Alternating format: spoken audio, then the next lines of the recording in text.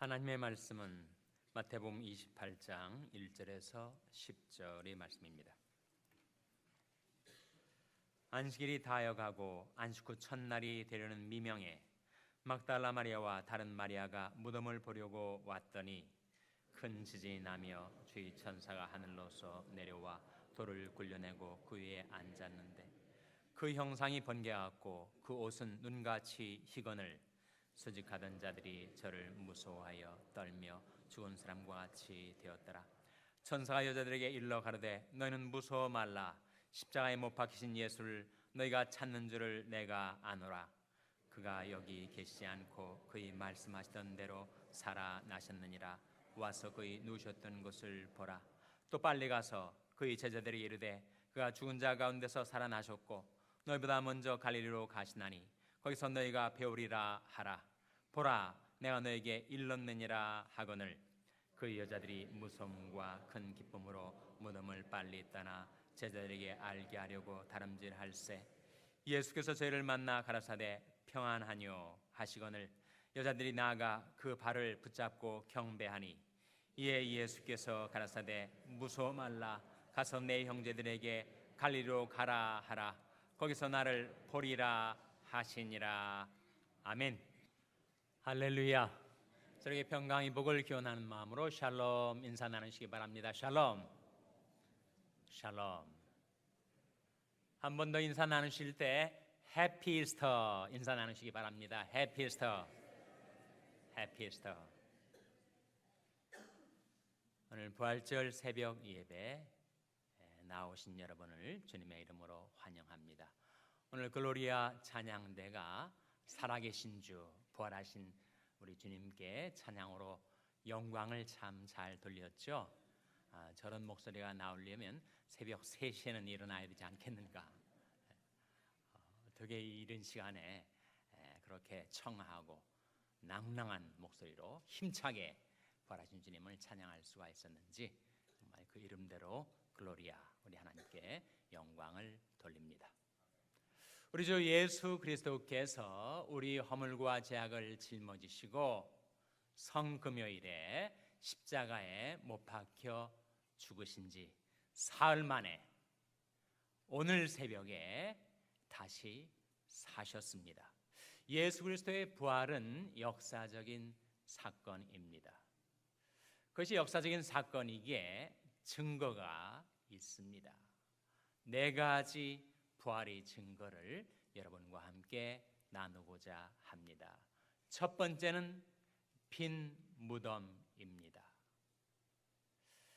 예수 그리스도의 제자들이 예수 그리스도의 부활 소식을 예루살렘과 온 유대에 전파할 때 유대 종교 지도자들은 그것을 너무나도 싫어했습니다. 그리스도가 부활하셨다라고 하는 소식은 그들이 존립 기반을 무너뜨리는 사건에 대한 소식이었기 때문에 그들은 예수의 부활 증인들을 어떻게 해서든지 옥에 잡아 가두어 놓으려고 했고 핍박을 가해서 그들로 하여금 그 부활의 증거를 하지 못하도록 막으려고 했습니다. 그러나 제자들은 목숨을 걸고 두려움 없이 부활의 증인들로 예수 그리스도가 다시 사셨다는 소식을 전파했던 것입니다. 그런데 그 유대 종교 지도자들이 제자들을 일순간에 침묵시킬 수 있는 비결이 있었습니다. 그것은 다름 아닌 아리마대 요셉의 묘실에 가두어둔 예수 그리스도의 시신을 끌어내서 온 예루살렘 거민 앞에 유다 백성들 앞에 내어 놓음으로써 제자들은 일순간에 그들은 입을 다물 수밖에 없었던 형국이었습니다. 아니 예수가 죽은 예수의 시신이 여기 있는데 무슨 예수가 살아났다고 하느냐라고 말할 수가 있었던 것이죠. 그러나 예수 그리스도가 누워 있었던 그 묘실에 예수 그리스도의 몸은 없었습니다. 무덤은 비어 있었습니다. 천사가 부활절 아침에 그 묘실에 찾아온 여인들을 향하여 말했던 바로 그대로, 너희는 무서워 말라. 십자가에 못 박히신 예수를 너희가 찾는 줄을 내가 아노라. 그가 여기 계시지 않고 그의 말씀하신 대로 살아나셨느니라. 와서 그의 누셨던 것을 보라. 무덤은 비어 있었습니다. 빈 무덤이야말로 예수 그리스도의 부활의 첫 번째 증거입니다. 두 번째 부활의 증거, 그것은 바로 증인들입니다. 어느 시대 어느 나라 법정에서도 두세 사람의 증인이 있으면 그 증언은 확실한 사실로 받아들여졌었습니다. 그런데 예수 그리스도가 다시 사셨다라고 하는 이 사건에 대한 증인들은 몇 명이 있었는가? 고린도전서 15장에 보면 그 증인들이 목록이 나와요. 먼저 게바에게 보이셨습니다. 게바가 누구죠? 바로 시몬 베드로를 가리키죠. 부활하신 주님의 아이위트니스, 목격자들이 나타나는데 첫째로 게바에게 보이시고 그 후에 12 제자에게 보이시고, 12 제자, 물론 그것은 통칭입니다. 가룟 유다는 이미 자살하고 죽었으니 11 제자가 있었고 게바가 먼저 언급이 되었으니 사실상 10명의 제자를 가리키는 것이지만 12 제자로 그렇게 알려져 있었으니 바울이 말하기를 게바에게 보이시고 후에 12 제자에게와 500여 형제에게 일시에 보이셨나니 그 중에 태반이나 살아있고. 이 고린도전서는 사도 바울이 에베소에서 쓴 편지예요. 언제 쓴 편지인가? 주후 55년경에 쓴 편지입니다. 예수 그리스도의 부활 사건은 몇 년에 일어난 사건이죠? 주후 29년경입니다. 그러니까 26년의 세월이 흐른 거예요. 예수 그리스도가 부활하신 시점하고 사도 바울이 지금 에베소에서 고린도전서를 지금 쓰고 있는 시점, 시간 간격이 26년의 세월이 흘렀는데 예수 그리스도를 본 500여 형제 중에서 태반이나, 그 사실의 의미는 대부분이란 뜻입니다. 500여 형제의 대부분이 지금 살아 있어서 사도 바울이 지금 기록하고 있는 부활의 사건 기록이 사실이다라고 증언할 수가 있다는 거예요. 그 다음에 야고보에게 보이시고, 야고보는 사도 야고보가 아니죠. 11 제자에 들어있으니까. 그것은 바로 야고보서를 기록한 예수님의 육친의 동생 야고보 장로를 가리키는 것입니다. 그리고 그 위에 맨 나중에 만삭되어 난 자와 같은 내게도 보이셨나니, 나가 누구예요? 바울을 말합니다. 그러니까 바울이 지금 부활의 목격자들을 지금 제시하고 있는데 게바와 12 제자와 500여 형제들과 야고보와 그리고 나 바울에게. 그런데 그 목격자들이 지금 대부분 살아있다는 거예요. 그래서 바울이 지금 기술하고 있는 이 고린도전서의 부활의 증언이 확실하다는 것을 나도 내 두 눈으로 똑똑히 예수께서 부활하셨음을 목격했다고 증언할 수 있는 증인들이 그렇게 많다고 하였습니다. 셋째로 예수 그리스도의 부활의 증거, 그것은 바로 제자들의 변화죠. 이 세상에서 제일 변화되기 어려운 것이 사실은 사람들의 마음 아닙니까? 내 마음, 내 인격이 변화된다는 것이 얼마나 어려운 일인지.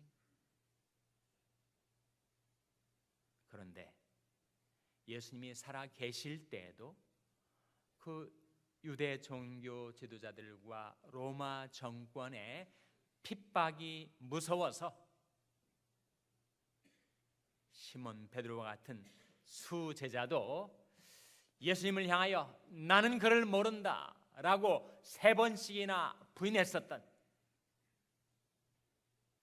목숨이 아까워서 무서워서 그렇게 주님이 함께 이 땅에 계시는 가운데서도 그렇게 주님을 부인했었던 제자들이, 주님을 홀로 두고 다 도망쳤었던 제자들이 어떻게 그렇게 온 유대를 소동시키면서 그리스도의 부활 소식을 전할 수가 있었겠는가? 만일 그리스도께서 부활하시지 않으셨다면 여러분, 그 제자들의 변화는 도저히 설명 불가능한 것입니다. 거짓에 목숨을 걸 사람은 없으니까. 자기 두 눈으로 똑똑히 바라보았던 다시 사신 예수 그리스도를 만났으니 그들은 목숨을 두려워하지 않고 담대하게 그리스도의 부활 소식을 증거할 수가 있었던 거예요. 유대 종교 지도자들이 시몬 베드로하고 요한을 잡아가지고 신문을 하는 장면이 사도행전 4장에 나타납니다. 저들이 기탄 없이 그리스도가 사셨다라고 말하는 것을 보고 본래 학문이 없는 범인으로 알았다가 이상히 여기며 예수와 함께 있던 줄을 알고, 그들이 예수와 함께 있었기 때문에, 무엇보다도 예수께서 다시 사셨음을 그들이 보았기 때문에 그들은 그렇게 담대하게 그리스도의 부활 소식을 증거할 수가 있었던 것입니다. 넷째로 그리스도의 부활 사건의 증거, 그것은 바로 여러분이 바로 부활의 증거입니다. 이게 무슨 말인가? 요한복음 7장에 보면 이런 말씀이 나옵니다. 명절 끝날, 곧 그날에 예수께서 서서 외쳐 가라사대 누구든지 목마르거든 내게로 와서 마시라. 나를 믿는 자는 성경의 이름과 같이 그 배에서 생수의 강이 흘러나리라 하시니 이는 그를 믿는 자의 받을 성령을 가리켜 말씀하신 것이라. 그 요한복음 7장의 그 말씀 가운데 39절에 이런 특이한 말씀이 나타납니다. 예수께서 아직 영광을 받지 못하신 고로 성령이 아직 저에게 계시지 아니하시더라. 예수께서 영광을 받지 않으셨기 때문에 성령이 아직 저에게 계시지 않는다라는 말씀은 예수께서 영광을 받으신 연후에야 비로소 성령이 저희와 함께 계시게 될 것이다 라고 하는 예언의 말씀이죠. 네, 그 예수께서 영광을 받으신 사건은 어떤 사건입니까? 바로 십자가와 부활 사건이고, 성령이 저희와 함께 계시게 된 사건은 어떤 사건을 가리키는 것입니까? 바로 성령의 강림 사건을 가리켜요. 6월절 50일이 지난 오순절에 성령께서 강림하심으로써 이 땅에 교회가 탄생하게 된 것입니다. 2000년의 세월이 흐른 지금도 바로 교회는 온 세상에 흩어진 하나님의 백성들이 모인 곳마다 교회가 존재하게 되었어요. 저와 여러분이 이 부활절 아침에 부활하신 주님께 경배드리러 나온 여러분이 바로 그리스도의 부활의 확실한 증거라 하는 것입니다. 그러면 이 일련의 사건들을 보세요. 십자가의 죽으심, 부활, 그리스도께서 영광을 받으심으로 성령의 강림, 교회의 탄생, 교회의 존속의 연장선상에 바로 여러분이 있으니 여러분이 바로 부활의 증거입니다. 여러분이 없다면 교회는 존속되지 않았을 것이고, 교회가 존속되지 않았다면 교회의 탄생은 아예 없었을 것이고, 교회가 탄생되지 않았다는 것은 성령께서 오시지 않았다는 것이고, 성령께서 오시지 않았다는 것은 그리스도께서 영광을 받지 않으신 것이기에 그리스도의 부활 증거가 없었을 터이나 여러분이 존재한다는 것, 그리스도의 부활의 증인으로 여러분이 지금 살아있다는 것은 결국 그리스도께서 부활하셨다는 현재적인 증거란 말입니다. 이 세상에 가장 강한 힘이 두 가지가 있습니다. 그것은 악한 힘인데 사실은 그것이 인류의, 우리 인간의 최후 원수 두 세력입니다. 하나는 죄의 세력이고 다른 하나는 사망의 세력이에요.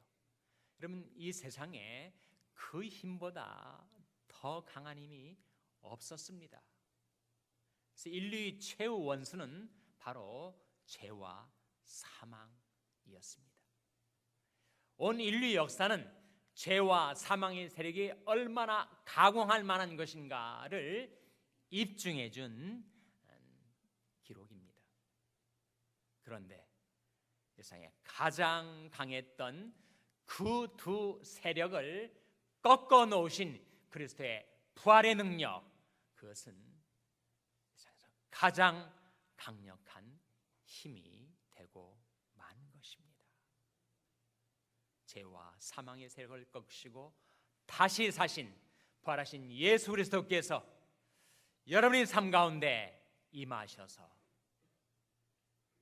죄로 상한 우리 심령을 부활시키시고 병으로 상한 우리 몸을 부활시키시고 그리고 우리 모든 가정과 생업과 교회와 우리 인생의 모든 관계가 피곤해지고 그리고 메말라가고 있을 때 주님의 부활의 생명이 바로 거기에 임하여 모든 것들을 소생시키시고 회복시키시고 다시 살리시는 부활의 역사를 이루어 주시기를 주님의 이름으로 축원합니다. 기도하시겠습니다. 하나님 아버지, 그리스도께서 부활하신 이 부활절 새벽에 부활하신 주님을 만나 배우려고 나올 수 있도록 저희들을 인도하여 주신 것을 감사드립니다. 저희 죄를 짊어지시고 십자가에 피 흘려 죽으셔서 부활로서 죄와 사망의 세력을 깨뜨리신 우리 주 예수 그리스도시여, 저희들의 마음, 저희들의 육신, 저희들의 가정, 저희들의 교회, 저희들의 모든 삶의 관계 속에 부활하신 주님 오셔서 저희들을 소생시켜 주시고 저희들을 다시 살려주시고 부활의 생명, 부활의 능력 가운데 저희들의 모든 삶이 진행될 수 있도록 주님 도와 주시옵소서. 부활하신 주님을 만나 뵙는 이들마다 부활의 생명과 그 능력에 참여할 수 있게 해주시기를 바라옵고 이 모든 말씀을 예수님의 이름으로 기도하옵나이다. 아멘.